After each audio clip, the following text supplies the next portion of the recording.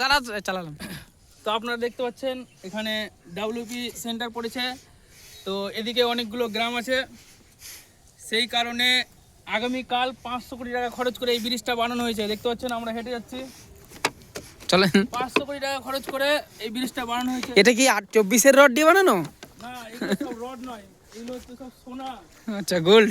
হ্যাঁ, gold, pure gold আছে। আর মাঝখানে দেখতে পাচ্ছ বাঁশ, সে বাঁশ ভরে দিয়েছে একদম, মানে পরীক্ষার্থীদের বলছে বাঁশ বানিয়ে দিয়েছি 500 কোটি টাকা খরচ করে। এটা হয় সংসদ থেকে 500 কোটি টাকার বিল পাস করেছে, তাই তো? আচ্ছা এই আচ্ছা। ব্রিজটা নিয়ে গেছে, এবার বলছে পরীক্ষা দিবি, একটা করে 5 কিলো ছুটিয়ে নিয়ে যাবি, পিছনে ভরে নিবি। বুঝতে পারলেন?